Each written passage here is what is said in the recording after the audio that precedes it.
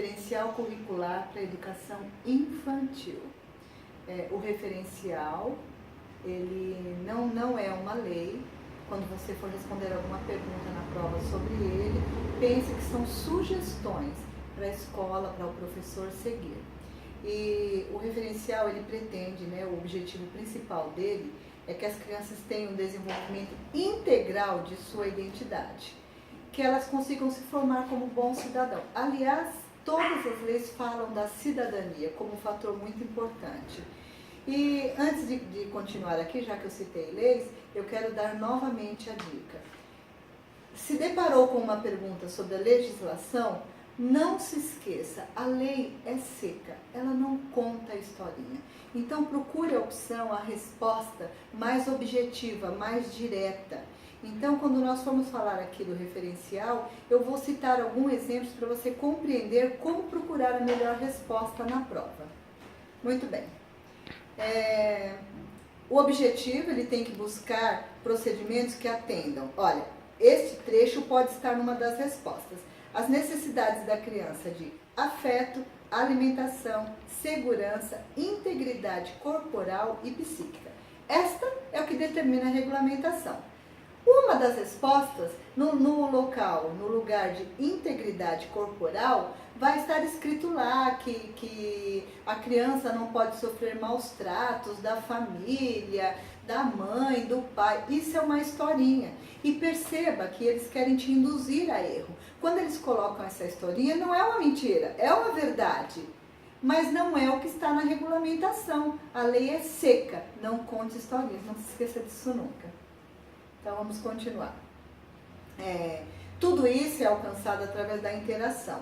Então o professor, ele tem ali o aluno dele da educação infantil e ele tem que então ensinar, mostrar para a criança que a interação é importante. Não só entre professor e aluno, mas criança, aluno e também com a direção, com a gestão, com todos os funcionários da escola também. A criança, ela tem que ter confiança em si. Ela tem que se sentir ouvida, cuidada e amada. Isso é muito importante porque vai desenvolver a formação pessoal e social dela. Sim, o amar e o cuidar na educação infantil andam juntos, não tem como separar. E não se esqueça que você, professor, é um exemplo para o aluno. Então, a autonomia, o referencial fala também sobre isso. Mas antes de começar o assunto, eu quero te perguntar uma coisa. Quem é que tira a chupeta ou a fralda da criança? Você, pedagogo. Não são mais os pais.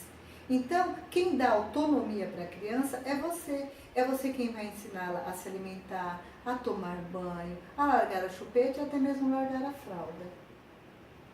Então, a autonomia é a capacidade da criança dela se conduzir e tomar decisões, que é o que o pedagogo vai ensinar, e o referencial fala que isso é muito importante, né? É claro, respeitando de acordo com cada faixa etária. A interação com adultos ou com os próprios colegas também é muito importante. E a criança gosta muito, nessas interações, das brincadeiras, do lúdico, que é muito importante. Então, imitação, faz de conta, oposição, são exercícios e atividades importantes para a criança desenvolver a imagem corporal dela. Muito bem. Nas brincadeiras elas vão desenvolver a criatividade, né? A atenção, a imitação, a memória também, e através da imaginação e da criatividade a criança vai aprender sempre mais. No faz de conta é muito importante porque ela escolhe uma figura adulta e ela brinca do faz de conta, normalmente com você, professor, ou mesmo com a mãe ou com o pai. Então é algo importante para ela perceber a posição dela no mundo. Oposição. Oposição é quando dois alunos, duas crianças discutem sobre um assunto. Ah, isso não pode? Pode sim. Faça um acompanhamento, faça uma mediação e permita que a criança possa dar o ponto de vista dela e discutir com um colega sobre isso. Por que não? Contato físico é muito importante. Ela vai aprender a se comunicar através do respeito de um ao outro. Conhecimento sobre o mundo.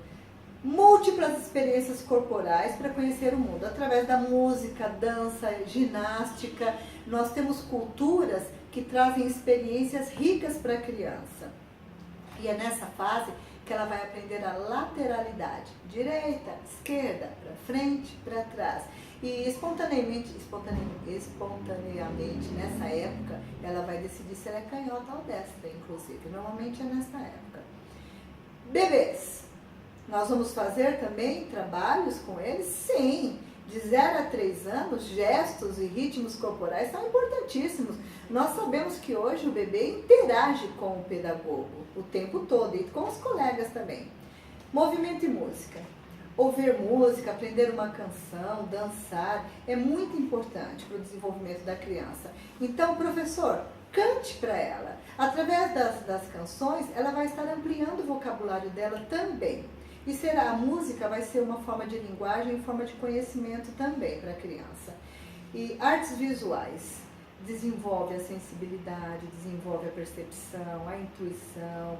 É muito importante porque o trabalho de artes visuais deve ser trabalhado de forma integrada com todos os outros conteúdos, para que o desenvolvimento cognitivo continue. Organização. A organização da sala deve ser feita com a criança, com o seu aluno. Nomeie as caixas deles para que eles vejam sempre os nomes. Sabe, vamos agora brincar de guardar. Transforme o guardar, a organização, numa brincadeira também. Isso é importante para ela. E trabalhe com a maior quantidade possível de materiais, porque a possibilidade dela se expressar e conhecer materiais, é claro, desde que sejam seguros, né? Conteúdo de linguagem oral e escrita. A criança chega na escola já com conhecimento oral e ela vai fazer a transformação do oral para o escrito. Então, esse aprendizado pressupõe que ela tem atividades que se repitam.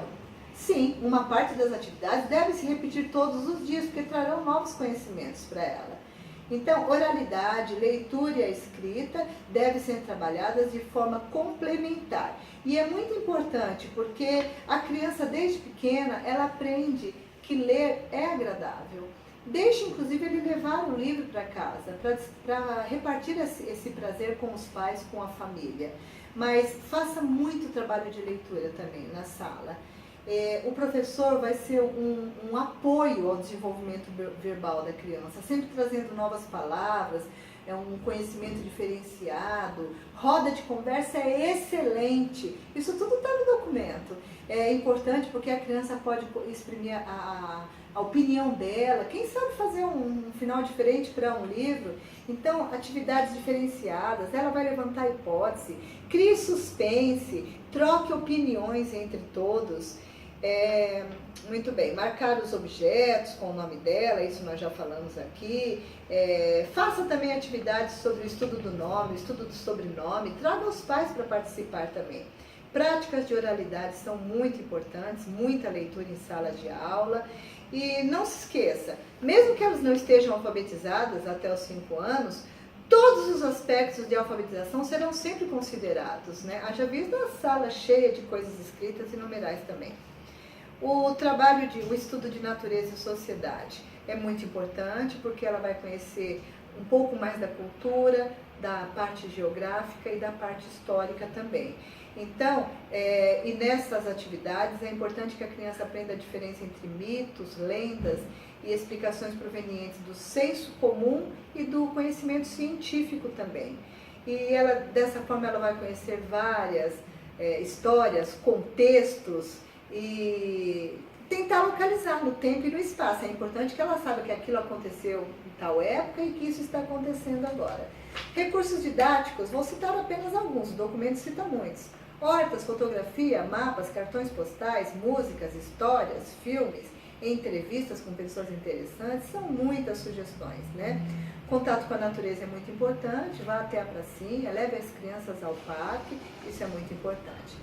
O ensino da matemática. O ensino hoje deve ser feito de uma forma que a criança compreenda o que está fazendo. Veja bem, ela sabe dividir balas entre os amigos, ela sabe a quantidade de xícaras que a mãe utiliza, de xícaras de leite para fazer o bolo. Por que não utilizar esses exemplos para ensinar matemática de uma forma mais prazerosa e levar esses alunos ao ensino fundamental e ao ensino médio como amantes da matemática e não como aquelas crianças que têm medo da matemática? E para finalizar agora, eu vou falar sobre a avaliação na educação infantil. Ela está aí para reprovar? Não. Ela está aí para castigar? Não. ela está aí com um único objetivo, de fazer com que você avalie o seu ensino e o aprendizado da criança, para verificar se realmente ela conseguiu aprender aquilo que você ensinou, tá? Faça muitas observações, muitas anotações, selecione e colecione as produções da criança, montando o portfólio, né?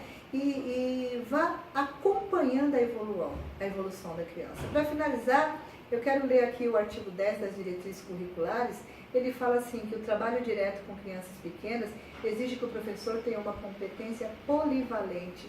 Isso, pedagogo, polivalente. Não sou eu quem está falando e nenhum autor de outro livro. É a regulamentação. Ela fala que você tem que ser polivalente. Tem que ter uma varinha de condão e fazer algumas magias para conseguir passar e ter uma recepção como realmente é agradável. Que a sua prova seja muito boa. Boa sorte.